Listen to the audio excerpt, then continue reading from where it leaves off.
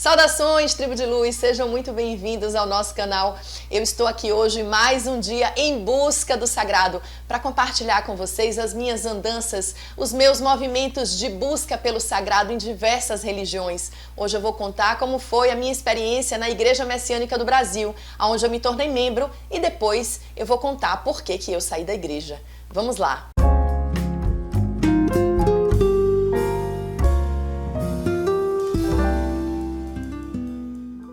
Como eu tenho contado nos vídeos anteriores dessa série, a minha infância não foi nada fácil. E todas as vezes que a gente tem grandes dificuldades na vida, a gente procura a fuga, a gente procura soluções, a gente procura algum caminho que possa nos aliviar dessa dor. Algumas pessoas vão para as drogas, algumas pessoas vão para a revolta e outras vão em busca do sagrado. E eu fui por essa saga, né? Sempre buscando soluções para tantas dores, tantas dificuldades familiares que eu passei na minha infância. E eu estava um dia com muita dor de cabeça e fui visitar a minha amiga Yuli. Yuli, se você estiver me assistindo, um beijo grande para você, minha amiga. Eu fui à casa da minha amiga Yuli, eu tinha 15 anos. E quando eu cheguei lá, ela estava assim. E fez assim: peraí que agora eu não posso falar com você. Eu estou meditando, eu estou ministrando jorê na minha mãe. E eu fiquei, o que é isso que ela está fazendo, né? E fiquei extremamente curiosa. E nesse dia eu estava com um pouco de dor de cabeça. E quando ela acabou de ministrar o jorê, ela veio me explicar que ela era membro da Igreja Messiânica do Brasil e que ela tinha esse sistema onde ela tinha uma outorga divina e ela poderia ministrar uma técnica em mim, essa técnica irradiava a luz da mão dela e poderia curar as minhas doenças. Nesse dia eu estava com dor de cabeça, eu falei, como é que é? Eu tô até com dor de cabeça. Ela falou, senta aqui que eu vou ministrar um jorê em você. E por incrível que pareça, quando ela fez aquele ato, realmente a minha dor de cabeça passou. Eu fiquei muito intrigada com aquilo. Eu falei, cara, eu acho que realmente esse negócio faz sentido, me explique um pouco mais. E ela disse que ela era membro da religião, que a mãe dela já era membro há muitos anos, que ela poderia me levar na igreja. E eu, como estava naquela fase, né, como eu contei para vocês nos vídeos anteriores, se você está chegando aqui pela primeira vez, vale a pena você começar a série do começo para você entender essa minha busca, essa minha trajetória, por que eu passei por tantas religiões. Eu comecei como Testemunha de Jeová. Eu vou deixar o link aqui embaixo do começo da série para vocês que estão chegando agora poderem acompanhar. Então eu decidi ir para a Igreja Messiânica com Yuli. Eu falei, sim, eu quero ir lá ver e entender como isso funciona. Quando eu cheguei na igreja, eu fiquei muito curiosa, porque é uma igreja japonesa. Então, no altar tinham inscrições em japonês e toda uma metodologia, uma sistematização assim um pouco diferenciada das coisas que eu já estava acostumada a ver aqui, né? Eu já estava completamente fascinada com Hare Krishna, que vocês sabem, no vídeo anterior, e também com Brahma Kumaris, que eram religiões indianas. Então eu fiquei agora com essa curiosidade aguçada para conhecer uma religião japonesa. Então, quando eu cheguei na igreja, tem todo um movimento assim, você cumprimenta o altar 3 vezes, bate 3 palmas, né? E cumprimenta uma 4ª vez. Eu fiquei assim, curiosa, vamos lá, vamos participar. E eu cheguei no dia, bem na hora do culto vesperal, às 18 horas eles fazem o culto vesperal. Eles estavam lá fazendo uma oração em japonês. Takama harani kazumari masoka, morogi kamoromi. Nossa, aquilo eu fiquei, né? É muito diferente de tudo que eu já tinha visto. E eu fiquei realmente curiosa. E o mais interessante que eu achei naquele momento era a possibilidade de eu curar as pessoas, ou da luz divina curar as pessoas através de mim. Eu achei aquilo muito incrível. Como eu já vinha fazendo várias práticas de meditação e muitas práticas de cantar os santos nomes de Deus, eu comecei a sentir que eu estava passando por um processo de empoderamento, sendo que naquela época eu não tinha a menor noção do que significava empoderamento, né? Eu sentia uma força de Deus atuando sobre mim. Eu sentia o que os evangélicos vão chamar da unção de Deus mesmo, né? Aquela unção de Deus descendo sobre mim, aquele poder descendo sobre mim. E quando a mulher colocava a mão para ministrar o jorê, eu sentia muito calor saindo da mão dela. Nas minhas costas eu poderia ter certeza de onde estava a mão dela, porque eu conseguia sentir aquela força. Eu falei, cara, isso é divino, isso é muito forte. Eu quero poder fazer isso também. Então eu cheguei para a ministra da igreja e disse, olha, eu quero ser outorgada, eu quero ter essa permissão de ministrar o jorê. Aí a ministra me explicou que para eu adentrar a religião eu teria que passar por uma outorga da luz divina, que seria um momento onde eu receberia o Ohikari, que é um símbolo, né? Na verdade, como eu diria, não é um símbolo, ele é um instrumento sagrado, onde você tem ali toda a força da luz divina condensada naquela medalha, e dali irradiaria a luz para que eu tivesse essa permissão de transmitir essa luz divina para as outras pessoas. Eu fiquei então naquele momento absolutamente convicta de que eu queria ser instrumento de Deus e que eu poderia transmitir a luz divina através de mim, e pedi então para me otorgar. Me otorguei de forma muito rápida, né? Assim que eu já tinha adentrado, logo mais ia ter o ritual e eu decidi participar daquilo. A cerimônia, na verdade, né? Não é exatamente um ritual, é uma cerimônia. E eu participei, e o que aconteceu foi que eu fiquei muito feliz em saber que eu poderia praticar minha fé de outras formas. Então eu estava ainda frequentando Hare Krishna, fazendo minhas práticas de Raja Yoga, mas eu ainda poderia ser um canal de Deus para transmitir aquela luz. Mas aconteceu uma coisa interessante. Teve uma vez que eu fui para a igreja e eu tinha esquecido o Ohikari, né, que ele geralmente ficava dentro da camisa. E eu fiz o primeiro ato de ministrar o Jorei, e eu percebi que a luz fluía da minha mão da mesma forma, e eu tinha esquecido o Ohikari. E aí logo mais eu fui falar: nossa ministra, eu esqueci e tal. Ela falou: não pode fazer sem ministrar o Jorei, sem, mas o fato de você ser otorgada, né, por Deus, assim, para a missão, não quer dizer que não teve validade o que você fez, mas vai em casa buscar o seu Ohikari. E naquele momento eu comecei a me questionar que se eu tinha uma permissão de Deus para transmitir a luz dele através da minha mão, por que essa permissão ela só era verdadeira se eu estivesse carregando aquele colar? Então aquilo começou a me intrigar, eu comecei a perceber que de fato não era o colar que iria transmitir nada, né? Mas de fato a minha conexão com Deus. Então ali eu já comecei a questionar algumas questões da religião, mas beleza, continuei lá frequentando, ia quase todos os dias fazer a oração do culto vesperal às 18 horas, fazia lá a meditação, a oração, ouvia aquelas palavras de sabedoria. Ok, e aí veio finalmente o culto mensal.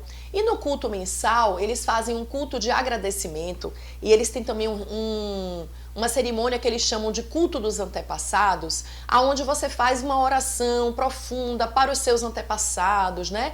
Pedindo a Deus e Meixo Sama. Meixo Sama é o fundador, é a pessoa que recebeu no Japão essa luz divina, esse comunicado divino para fundar essa religião em 1935, que foi quando a religião foi fundada no Japão. E aí você teria que agradecer a Deus e Meixo Sama e pedir que eles elevassem os seus antepassados. Naquele momento eu comecei a achar muito estranho essa coisa de culto antepassado, eu não gostava disso. Eu achava que eu estava sempre muito presa às escrituras, né? Lembrando que eu era testemunha de Jeová no começo de tudo. Então assim, não deveis cultuar os mortos, né? Essa história de tentar se comunicar com os mortos ou cultuar os mortos. Apesar de que eles não estavam ali cultuando nem tentando se comunicar, mas eu achava que aquilo era uma certa espécie de invocação à energia dos mortos. Então aquilo começou a me incomodar profundamente. E teve um outro fato que me incomodou profundamente, que foi eles colocarem no momento do culto mensal, eles colocam algumas oferendas no altar, e aquelas oferendas elas são naturalmente simbólicas. Eles colocam um pouquinho de arroz, né, simbolizando ali a abundância, a fartura, o alimento. Eles colocam também flores, porque eles têm uma base de cultivo do belo, então eles têm um processo que se chama a preparação das ikebanas, né? As ikebanas é uma forma japonesa de você preparar arranjos, onde você traz a harmonia divina em 3 estágios. Então você coloca flores de diferentes formas ali no arranjo para gerar, digamos assim, a emanação divina dessa harmonia universal e dessa beleza divina. E eles colocam tudo isso no altar, mas eles também colocam um peixe. E eu já estava vegetariana, né? Eu tinha virado vegetariana aos 14 anos, lembra que eu contei pra vocês? Aos 15 anos, efetivamente, eu decidi ser vegetariana de uma vez por todas, e sou até hoje, né? Como eu já contei aqui. Quando eu vi aquele peixe no altar, aquilo doeu no meu coração profundamente. Eu disse, meu Deus, eles estão colocando um animal morto no altar, né? Como pode isso? É uma oferenda para Deus com um bicho. Então aquilo doeu meu coração. E aí eu fui conversar com a ministra. Ministra, eu não entendi por que tem que ter esse peixe no altar. Aí ela explicou que o peixe simbolizava, eu confesso que eu nem lembro direito, mas tipo a fartura, as questões do alimento, né, da abundância sobre a terra, e que ali era uma forma de gratidão e de representar, que o peixe estava ali apenas representando isso. Se você, inclusive, que está me assistindo, é messiânico e puder compartilhar conosco, coloca aqui nos comentários, né, um pouco mais da explicação do porquê o peixe no altar, que eu confesso que eu não lembro muito bem, mas eu confesso que isso foi uma das coisas que me afastou da religião, assim. Eu falei, nossa, eu não aceito esse peixe no altar. Pode ter todos os motivos possíveis, né? As pessoas criticam muito o candomblé e outras religiões, né? Os muçulmanos que fazem sacrifício animal, mas eu estava ali diante de um animal morto. Ainda que o peixe você não veja o sangue, né? Um peixinho morto parece que ele nem é um bichinho, porque ele fica ali tão bonitinho, todo arrumado no altar, mas aquilo me incomodou profundamente. Então, se você está me assistindo e puder me esclarecer por que isso acontece, coloca aqui nos comentários, ou manda também para o nosso e-mail, tribudeluz.com.br, para que a gente possa ter essa clareza. O fato é que eu fiquei muito incomodada, então, com essa questão do culto aos antepassados, que eu não entendi o porquê, essa questão do peixe no altar, que eu não conseguia aceitar, e eu comecei a me incomodar com aquilo. Mas não foi de fato isso que fez eu me afastar. Mesmo assim, eu continuei. Eu ficava muito feliz em poder ser um instrumento de Deus e entender que a luz divina poderia estar, né, me usando como canal e que eu estava ali curando pessoas. Existem muitos relatos de curas de pessoas que tinham doenças assim, inclusive de cânceres e doenças muito ruins, né, muito difíceis de serem curadas e que passaram por uma série de sessões de jorei e foram curadas. Então, assim, eu não questiono o poder de cura que existe no jorei e, de fato, todas as coisas boas que a religião professa. Mas, além dessas coisas que me incomodavam, teve algo que fortemente me incomodou para me fazer sair da religião, que eram as cobranças. Eles diziam muito que eu tinha que dedicar, eles chamam dedicar, né? Dedicar um tempo para Deus. Então, que eu tinha que tirar, sei lá, por exemplo, sábado, 4 horas da tarde até às 6, e que eu estaria lá dedicando, que era doando esse tempo para curar as pessoas. Eles têm muito essa noção de salvação, né? Que eu preciso pregar a salvação e que as pessoas estariam encontrando ali a salvação através do jorei. E para mim, o conhecimento bíblico, ele já pregava outro tipo de salvação. Eu sempre me questionei muito essa questão de se alguma igreja ou alguma religião pode me salvar. E ao longo da minha busca espiritual, eu fui encontrando a ideia de que ninguém salva ninguém, né? Que a salvação ela está em primeiro lugar dentro de nós, da nossa capacidade de escolher de fato, de se comprometer com a nossa transformação pessoal. Isso de alguma forma, isso já existia dentro de mim, essa consciência de que se eu me tornasse um ser humano melhor, trabalhando a minha mente, que eu aprendi através do Raja Yoga, né? Se eu adorasse Deus, seja qual for a forma que eu pudesse adorar a Deus, mas a partir desse louvor, desse amor a Deus, eu poderia encontrar a salvação. Eu já tinha essa ideia de que Jesus era o Salvador. Então eu aceitar que pudesse ter uma outra religião que pregaria a salvação e que eu tinha que me comprometer com a salvação das pessoas, aquilo me incomodou profundamente.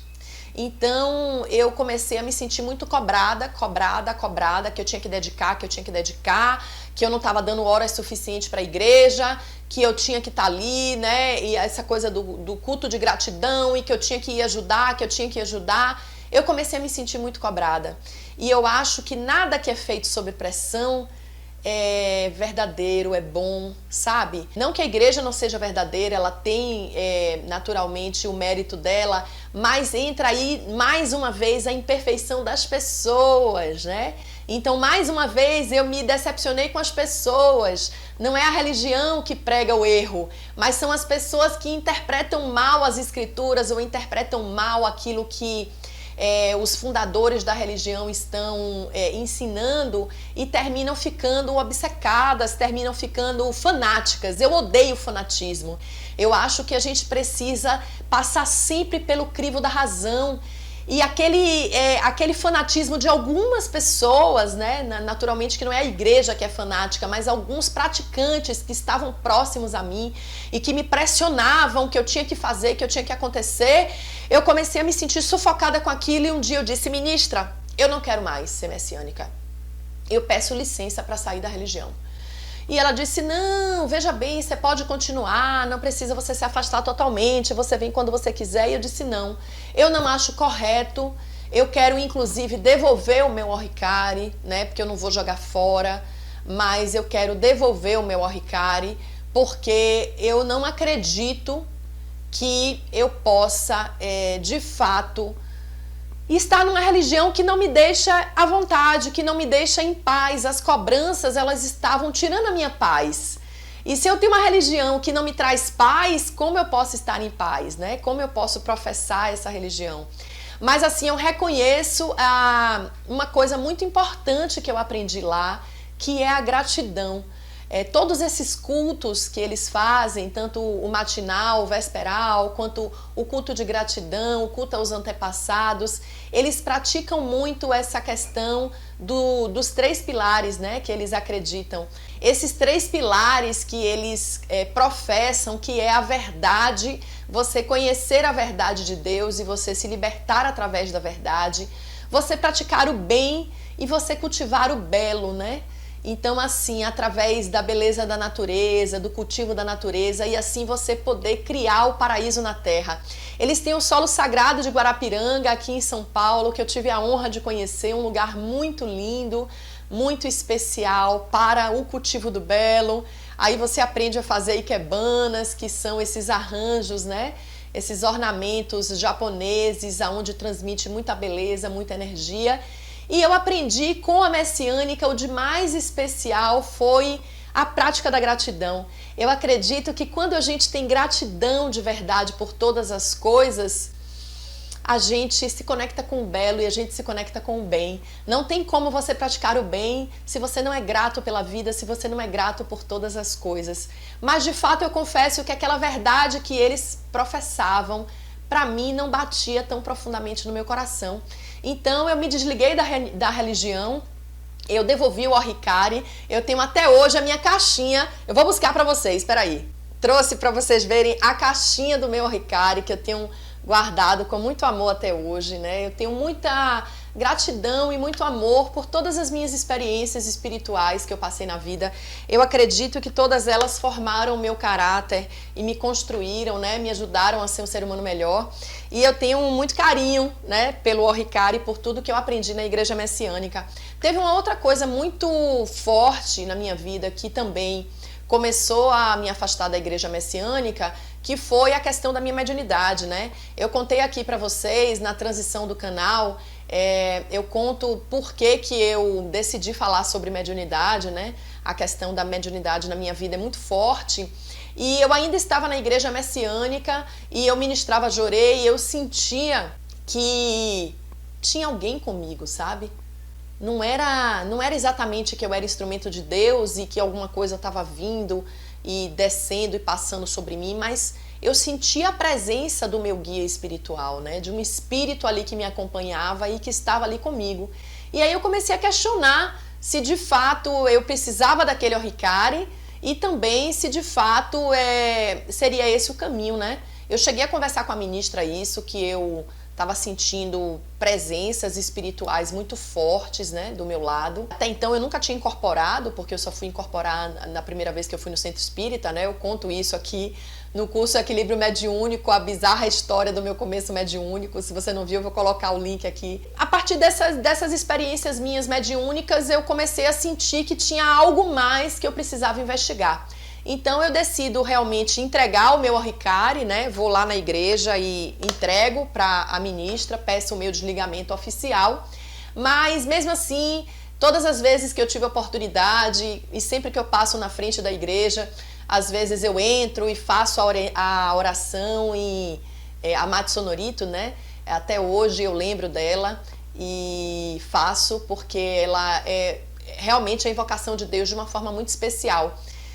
Então é isso, espero que vocês tenham gostado. O próximo episódio aqui eu vou compartilhar de quando eu saí da igreja messiânica, as outras andanças por onde eu caí depois. Eu estava com essa sede incessante de Deus e eu não desisti da minha busca, e eu desejo com essa série que você não desista da sua busca. Compartilha com a gente as nossas experiências, coloca aqui nos comentários. Se você gostou desse vídeo, dá um joinha, compartilha com seus amigos e até o próximo vídeo. Um forte abraço, tchau, tchau!